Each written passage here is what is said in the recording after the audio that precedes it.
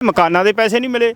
ਇੱਥੇ ਇੱਕ ਕਿਸਾਨ ਬੈਠੇ ਹੋਣੇ ਆ ਸਾਹਮਣੇ ਦੂਜੇ ਬੰਨੇ ਐਨਕਾਂ ਵਾਲੇ, ਇਹਨਾਂ ਨੂੰ ਪੁੱਛੋ ਇਹਨਾਂ ਨੂੰ ਮੁਆਵਜ਼ਾ ਮਿਲਿਆ? ਇਹਨਾਂ ਦੇ ਮਕਾਨ ਸਾਰੇ ਰੁੜੇ ਹੋਏ ਆ। ਅੱਛਾ 100% ਲਾਸ ਹੈ। ਪੁੱਛੋ। ਅੱਛਾ ਬਾਪੂ ਜੀ ਤੁਹਾਡਾ ਸਾਰਾ ਹੀ ਘਰ ਨੁਕਸਾਨਿਆ ਗਿਆ ਜੀ? ਸਾਡਾ ਬੜਾ ਵੱਡਾ ਨੁਕਸਾਨ ਹੋਇਆ ਪੁੱਤਰ। ਅੱਛਾ ਜੀ ਤੇ ਕਿੱਦਾਂ ਸਰਕਾਰ ਤਾਂ ਕਹਿੰਦੀ ਭਾਈ ਮੁਆਵਜ਼ਾ ਦੇਤਾ ਅਸੀਂ ਤੇ ਤੁਹਾਨੂੰ ਤਾਂ ਮਿਲ ਗਿਆ ਹੋਊ ਫੇ? ਅਜੇ ਅਸੀਂ ਵੀ ਜਿਉਂਦੇ ਬੈਠੇ ਆ, ਸਰਕਾਰ ਵੀ ਜਿਉਂਦੀ ਬੈਠੀ ਆਣ ਕੇ ਕਰੇ ਵਜਨ ਵੀ ਕਿਹੜੇ ਫਲਾਣੇ ਵੇਲੇ ਦਿੱਤੇ ਮਕਾਨਾਂ ਦੇ ਪੈਸੇ ਜਾਂ ਕਿਸੇ ਸ਼ੈ ਦੇ ਦਿੱਤੇ। ਇੰਨਾ ਰੁੱਖ ਰੁੜਿਆ, ਇੰਨੀ ਤੂੜੀ ਰੁੜੀ ਏ, ਚਾਰ ਪਾਇਆ ਸੀ ਉਹ ਰੁੜ ਗਿਆ।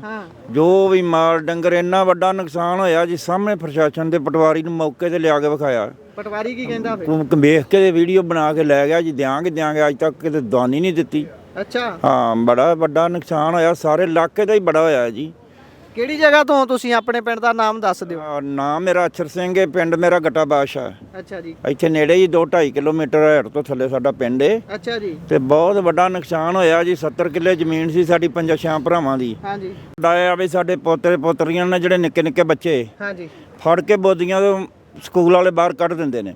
ਉਹ ਰੋਂਦੇ ਨੇ ਸਾਡੇ ਜੀ ਨੂੰ।